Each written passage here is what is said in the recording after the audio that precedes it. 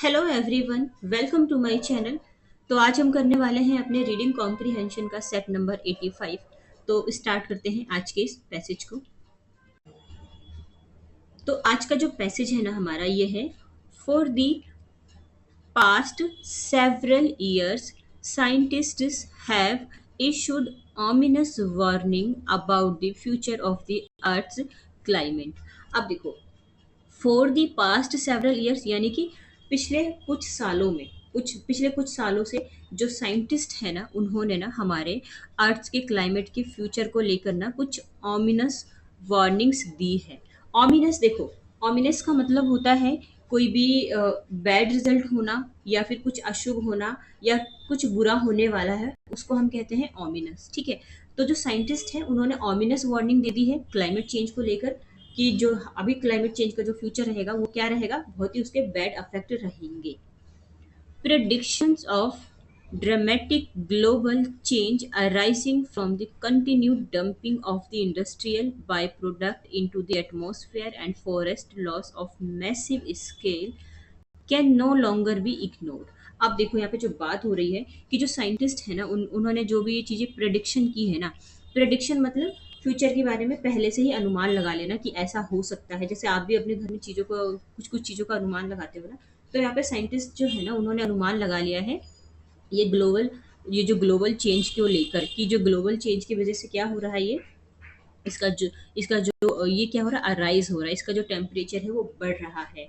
और ये क्यों हो रहा है, क्योंकि क्या हो रहा है, ये जो इंडस्ट्रियल है, इंडस्ट्रियल का मतलब इंडस्ट्रियल वेस्ट है, इंडस्ट्रियल जो प्रोडक्ट है, इंडस्ट्रियल का मतलब होता है कारखाने। आपने देखा होगा आसपास कारखाने बने होते हैं, उसमें कुछ कुछ काम चल रहा होता है, उसमें कारखाने में से जहरीली गैसेस निकल रही होती है। तो यहाँ पे यही बताया जा रहा है कि ये जो इंडस्ट्रियल का, ये जो कारखाने के जो कुछ प्रोडक्ट वगैरह है उसको कंटिन्यूसली डंपिंग किया जा रहा है हमारे एटमॉस्फेयर में। डंपिंग मतलब फेंका जा रहा है उसको हमारे एटमॉस्फेयर में। और फॉरेस्ट का लॉस हो रहा है, मतलब जंगलों वगैरह को काटा जा रहा है एक मैसिव स्केल पर, यानी कि बहुत बड़े लेवल पर जंगलों को काटा जा रहा है।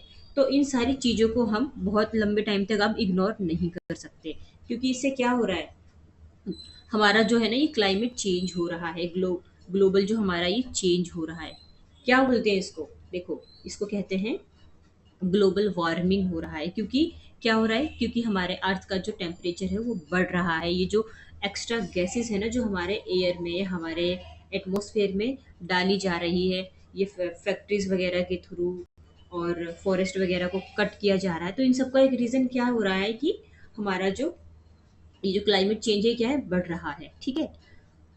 और इसको अब हम लंबे टाइम तक इग्नोर नहीं कर सकते हैं। Compelling scientific evidence strongly suggests that world climate patterns, previously regarded as reliably stable, could be thrust into a state of turmoil। आप देखो यहाँ पे जो साइंटिफिक के काफ़ी सारे यहाँ पे जो एविडेंस निकाले गए हैं, जो भी साइंटिफिक रिसर्च के आधार पर यहाँ पे कुछ भी मतलब जो भी उन्होंने यहाँ पे एविडेंस निकाले हैं वो स्ट्रांगली सजेस्ट कर रहे हैं कि जो वर्ल्ड था ना, जो वर्ल्ड का क्लाइमेट पैटर्न था ना, जो यहाँ का जलवायु का जो पैटर्न था ना, वो पहले कैसा था, रिलायबली स्टेबल था, स्थिर था, एक जगह था।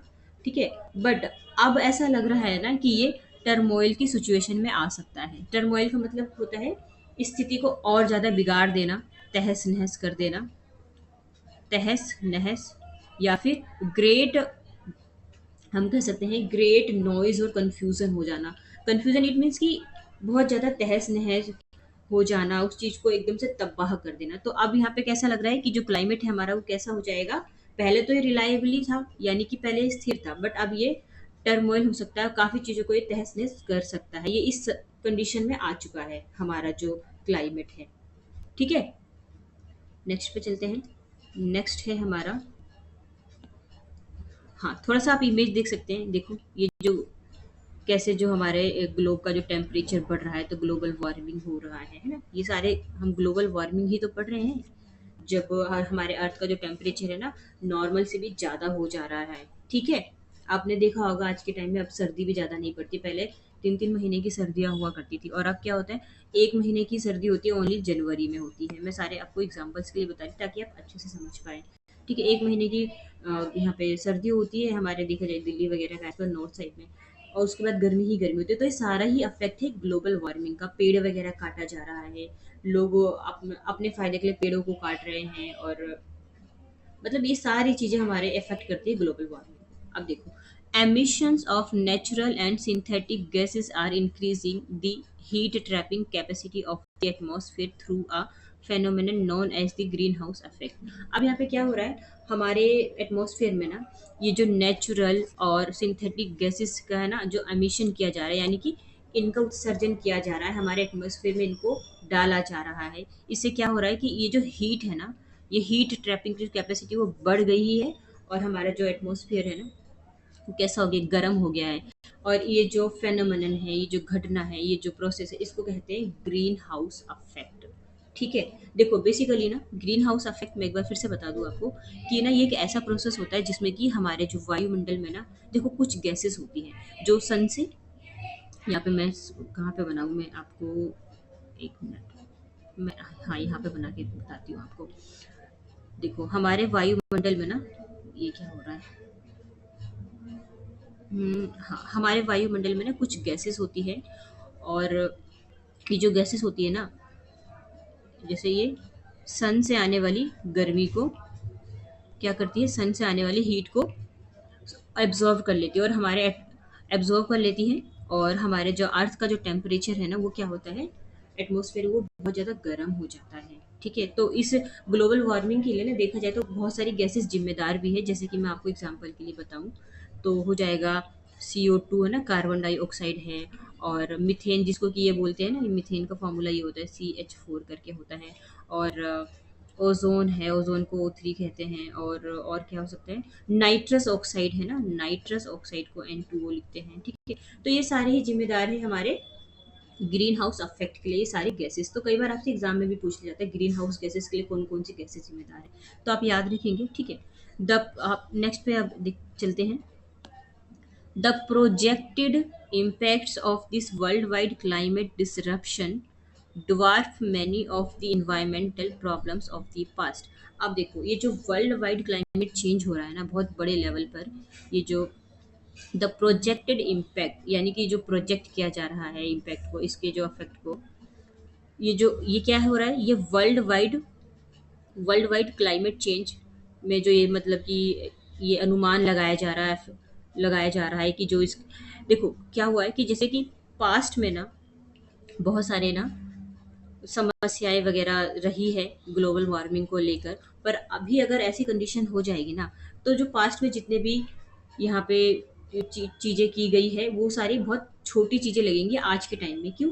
क्योंकि आज के टाइम में जो कंडीशन है ना बहुत ही ज़्यादा कैसी हो गई, सीवियर हो गई है। ठीक है, आपने ये भी तो देखा होगा गवर्नमेंट, जो हमारी सरकार है हमेशा मतलब तरह तरह की कुछ कुछ स्कीम्स लाती है, जैसे कि आपने एक स्कीम के बारे में सुना होगा, मैं आपको बता दूं ताकि आपको बहुत अच्छे से समझ में आ जाए। पहला आपने सुना होगा नेट ज़ीरो कार्बन एमिशन का, उस कुछ सुना होगा, जो कि 2070 तक का इसका टारगेट रखा गया है कि जीरो जीरो कार्बन का एमिशन करेंगे हम, है ना, क्योंकि इसी से तो क्या हो रहा है कि ग्लोबल वार्मिंग बढ़ रहा है ना। और एक और मैं आपको बता देती हूँ आपके नॉलेज के लिए, एक आपने पढ़ा होगा ग्रीन इंडिया मिशन 2014 में लाया गया था, हालांकि इसको 2014 में ग्रीन इंडिया मिशन। तो ये सारी चीज़ें क्यों लाई जा रही है, ग्लोबल वार्मिंग की वजह से लाई जा रही है। ठीक है, तो अच्छा पैसेज तो खत्म हो गया है, आ जाते हैं हम अपने क्वेश्चन आंसर की साइड। हाँ देखो, फर्स्ट क्वेश्चन है the world climate patterns will change drastically is. जो वर्ल्ड का जो क्लाइमेट पैटर्न है ना वो चेंज हो रहा है, किस तरह से चेंज हो रहा है।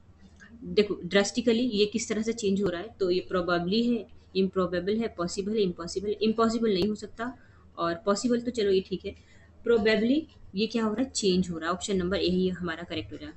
प्रोबेबल मतलब कि संभावना है कि अब हमारे जो क्लाइमेट चेंज है पूरी तरह से ये क्या हो जाएगा, बिल्कुल ही सीवियर कंडीशन में आ जाएगा। ड्रास्टिकली का मतलब होता है सीवियर। तो अब ऐसी संभावना है, ऐसी पॉसिबिलिटी है, ऐसी प्रोबेबिलिटी है कि अब ये सीवियर कंडीशन में आ जाएगा हमारा जो क्लाइमेट चेंज है। नेक्स्ट पे चलते हैं। अच्छा इसका आंसर बताया ना मैंने फर्स्ट।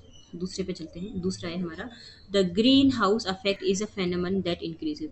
ग्रीन हाउस एक ऐसी घटना है जिसमें कि इंक्रीज होती है। क्या चीज़ इंक्रीज होती है इसमें? कि नेचुरल गैस इंक्रीज होती है, सिंथेटिक गैस इंक्रीज होती है, प्रोडक्शन ऑफ हीट हीट का प्रोडक्शन होता है, रिटेंशन ऑफ हीट का रिटेंशन होता है। तो देखो हमारा ना करेक्ट आंसर क्या हो जाएगा? ग्रीन हाउस गैस में नेचुरल और सिंथेटिक गैस दोनों होती है, हो सकती है, बट ये हमारा जो है ना आंसर नहीं होगा, क्योंकि ये अलग दिया है, ये अलग दिया है, तो ये दोनों ही काट दो, कट कर दो, क्योंकि आपको ऑप्शन एलिमिनेशन का तरीका आना चाहिए। आपने ये कर लिया, ठीक है। अब आ जाता है प्रोडक्शन ऑफ हीट और रिटेंशन ऑफ हीट। तो देखो हमारा करेक्ट आंसर हो जाएगा ना ये retention of heat. Retention of heat का मतलब है कि जो हीट का है ना एग्जिस्टेंस बना रहता है, ये कंटिन्यूसली बढ़ता रहता है, हमारे जो अर्थ का जो हीट है ना, इसलिए हमारा करेक्ट आंसर हो जाएगा रिटेंशन ऑफ हीट। नेक्स्ट पे चलते हैं। नेक्स्ट है हमारा, what can no longer be ignore. किस चीज को अब लंबे टाइम तक इग्नोर नहीं किया जा सकता? पैसेज के अकॉर्डिंग बताना, ठीक है। Dramatic atmosphere change, dumping of industrial byproducts, prediction of global change, massive forest loss. किस चीज को इग्नोर नहीं किया जा सकता? तो देखो हम प्रिडिक्शन ऑफ ग्लोबल चेंज, इसको हम इग्नोर अब नहीं कर सकते, क्योंकि अब हमें इसके लिए कुछ ना कुछ जल्दी से जल्दी करना ही होगा। और मैं आपको इसका आंसर ना एक बार पैसेज में भी दिखा देती हूँ, ताकि आपको अच्छे से समझ में आ जाए, है ना। ये है ना option number C, prediction of global change. तो रुको मैं आपको इसका आंसर दिखाती हूँ। हाँ, यही कहीं पढ़ा था ना हमने। एक मिनट। नो लॉन्गर बी इग्नोर्ड, कहाँ पर है? Prediction of dramatic global change arising, ये अराइज हो रहा है क्योंकि किसी भी हम पैराग्राफ को पढ़ रहे होते हैं, जो उसको फर्स्ट लाइन होती है ना, तो उसके बारे में अब देखो, ये जो लाइन यहाँ से शुरू हो रही है, prediction of the dramatic global change, ये लाइन यहाँ शुरू हुई है, यानी कि पूरी लाइन में इस बारे में ही बात की जाएगी। इसीलिए हमारा करेक्ट आंसर हो जाएगा ग्लोबल चेंज, ठीक है। प्रिडिक्शन ऑफ, इसको हम इग्नोर नहीं कर सकते हैं। अब आ जाते हैं अपने हाँ, प्रिडिक्शन ऑफ ग्लोबल चेंज, ठीक है। अब नेक्स्ट पे चलते हैं। Projected in the last sentence meaning. Last sentence में हमने ये प्रोजेक्ट वर्ड पढ़ा है, इसका मतलब क्या हो सकता है? एक्सपेक्टेड हो सकता है, प्रपोज्ड हो सकता है, स्टेटेड हो सकता है, एप्रीहेंड, एप्रीहेंड तो नहीं हो सकता। अब आ जाते हैं एक बार लास्ट पे। मुझे ऐसा लग रहा है कि इसका आंसर एक्सपेक्टेड हो सकता है। देखो आते हैं हम अपने, हाँ ये देखो, the projected impacts of this worldwide climate disruption dwarf many of the environmental problems of the past. The projected impact, इसके, हाँ इसका तो करेक्ट आंसर आपका अफेक्टेड ही हो जाएगा ना, कि इस, सॉरी, एक्सपेक्टेड, ऐसा एक्सपेक्ट किया जा रहा है कि इसके इम्पैक्ट ऐसे होंगे। सॉरी मैंने गलत बोल दिया। एक्सपेक्ट किया जा रहा है, प्रोजेक्ट किया जा रहा है, यानी कि एक्सपेक्ट किया जा रहा है कि अब जो ग्लोबल वार्मिंग है क्या हो जाएगा, बढ़ गया है, और मतलब ये सब चीज़ें हो सकती है। तो हमारा करेक्ट आंसर है फर्स्ट, एक्सपेक्टेड। नेक्स्ट पे चलते हैं। Ominous in the line one. Ominous का मतलब मैंने आपको क्या बताया था? कोई भी चीज, जो कोई भी बैड थिंग जो होने वाली है, कोई भी अशुभ चीज होने वाली है ना, यही तो बताया था, something bad is going to happening, इस तरह से मैंने बताया था। देखो ऑमिनस का मतलब क्लियर हो सकता है, नहीं हो सकता, क्योंकि मैंने बताया कि कोई बुरी चीज होने वाली हो, कोई किसी चीज का बैड रिजल्ट मिल सकता है। इनऑस्पिशियस, डिटेल्ड तो नहीं हो सकता, फ्रिक्वेंट ये भी नहीं हो सकता। करेक्ट आंसर हो जाएगा इनऑस्पिशियस। देखो ऑमिनिश का मतलब क्या होता है? बैड या फिर अशुभ, और इनऑस्पिशियस का मतलब होता है जो बहुत अच्छा हो, पवित्र हो, शुभ हो, इसलिए आंसर हमारा बी करेक्ट होगा। इनऑस्पिशियस नहीं, नहीं इनऑस्पिशियस तो नहीं होगा। लाइन वन मीन्स, अच्छा इनऑस्पिशियस ही हो जाएगा, सॉरी सॉरी, इनऑस्पिशियस ही, क्योंकि इनऑस्पिशियस का मतलब ही तो होता है ना अपवित्र, अशुभ हो जाना कुछ। ऑस्पिशियस का मतलब तो शुभ होता है। ऑस्पिशियस कुछ शुभ होना, और इनऑस्पिशियस कुछ अशुभ हो जाना, ठीक है। हाँ मुझे लगा कि मैंने गलत बता दिया, सॉरी। आ जाते हैं हम वोकेबलरी की साइड। देखो वोकेबलरी में, एक मिनट, सारे ही इंपॉर्टेंट वोकेबलरी है आज का, तो ठीक है, तो देख लेते हैं। अब देखो हमारा जो फर्स्ट वर्ड है ना यहाँ पे, ये है हमारा फर्स्ट वर्ड, ऑमिनस। हाँ, ऑमिनस का मतलब मैंने क्या बताया? Suggesting that something bad is going to happen, कुछ अशुभ होने वाला। अभी भी हमने पढ़ा ना, हमें बताना था ऑमिनस का मीनिंग। ठीक है।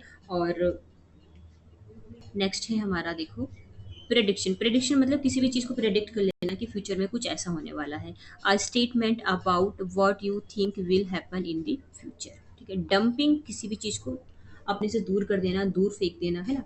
The act of getting rid of something that is not wanted, किसी भी चीज़ से बच निकलना जो भी आपको नहीं चाहिए, है ना। नेक्स्ट है कंपेलिंग। कंपेलिंग का मतलब होता है एक अट्रैक्टिव होना, इरेसिस्टिबल होना, इंटरेस्टिंग होना, ये भी होता है। ठीक है। टर्मोइल, टर्मोइल का मतलब होता है a state of great noise और कंफ्यूजन, बहुत शोरगुल होना, तहस नहस कर देना, ये सारे मतलब होते हैं इसके। ठीक है। नेक्स्ट है हमारा, देखो, नेक्स्ट है एमिशन। अब एमिशन का मतलब होता है किसी भी चीज का उत्सर्जन कर देना। ठीक है। अब ये देखो, the act of sending gases, heat, light etcetera out in the air, हमारे एयर में, हमारे वायुमंडल में हीट, गैस, लाइट वगैरह को क्या कर देना, छोड़ देना, है ना। तो ये सारे, इसको कहते हैं उत्सर्जन। तो देखो, हमारा पैसेज खत्म हो गया है। आपको अच्छा लगता है तो आप लाइक एंड सब्सक्राइब कर सकते हैं, शेयर भी कर सकते हैं अपने दोस्तों को जो भी तैयारी वगैरह कर रहे हैं। ठीक है। So thank you so much, फिर हम नेक्स्ट वीडियो पे मिलेंगे।